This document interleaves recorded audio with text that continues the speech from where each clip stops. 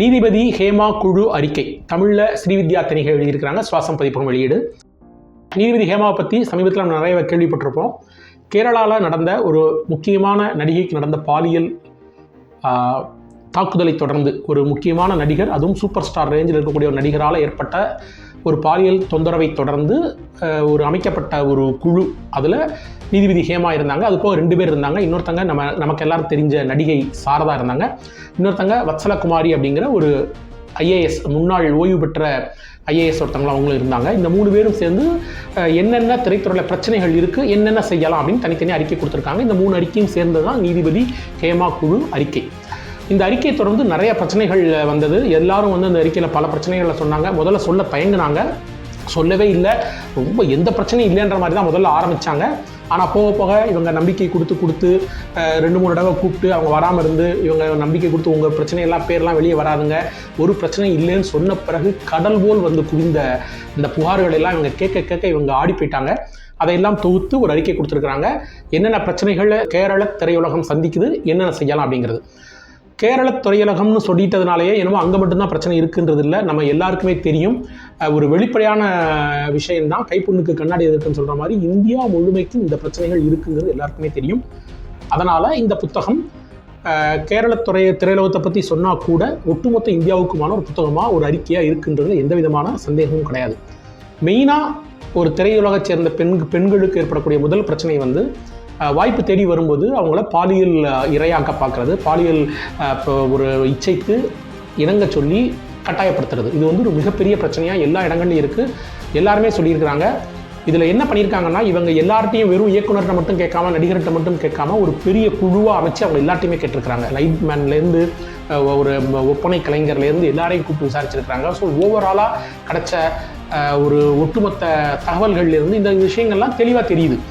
So 1-2 இயக்குநர்கள் ரொம்ப நல்லவங்கங்கிறதையும் அவங்க பதிவு பண்ணியிருக்கிறாங்க. இந்த புத்தகத்தில் எந்த ஒரு பேரையுமே அவங்க குறிப்பிடலை. ஏன்னா பெயரை குறிப்பிட்டால் இந்த விஷயம் வேறு மாதிரி போய்டுன்றதுக்காக இந்த அறிக்கையில் யாரோட பெயரையும் குறிப்பிடாமல் தான் எல்லாம் சொல்லியிருக்காங்க. நல்லவங்க அல்லது பாலியல் தொந்தரவு கொடுத்தவங்கன்னு சொல்லி தான் சொல்லியிருக்காங்களே ஒழிய யாரோட பேரையும் இதில் சொல்லலை. அப்புறம் அந்த பெண்களுக்கு இருக்கக்கூடிய கஷ்டம், ஒரு துணி மாத்திர இடத்துலேருந்து துணி மாத்திர இடமே இல்லாமல் வெறும் ஒரு சேலையை போட்டு மறைச்சி துணி மாற்ற வேண்டிய பிரச்சனை, கேரவானில் போய் துணி மாற்றினாங்கன்னா அங்கே கேமரா வச்சு அதை ரெக்கார்ட் பண்ணுற பிரச்சனைகள், திடீர்னு லேட் நைட்டில் வரைக்கும் ஷூட்டிங் போனால் அவங்க கொண்டு போய் அந்த இடத்துக்கு விடுறதுக்கோ அல்லது திரும்ப வரும்போதோ அவங்களுக்கு ஒரு போக்குவரத்து வசதி இருக்கா, அவங்களுக்கு ஏதாவது ஒரு பிரச்சனை ஏற்படுமான்றது எந்த கவலையும் இல்லாத தயாரிப்பு நிறுவனங்கள் அல்லது தயாரிப்பாளர்கள் அல்லது இயக்குனர்கள் எல்லாத்த பற்றியும் இந்த புத்தகத்தில் தெளிவாக சொல்லியிருக்கிறாங்க. ஒரு கட்டத்தில் சில பிரச்சனைகள் திரையுலகத்தை சேர்ந்தவங்களுக்கு மட்டும் இல்லாமல் மற்றவங்களுக்கான பொது பிரச்சனையாகவும் இருக்குது. அதையும் இவங்க சேர்ந்து சொல்லியிருக்கிறாங்க. அது தவிர்க்க முடியாது தான்.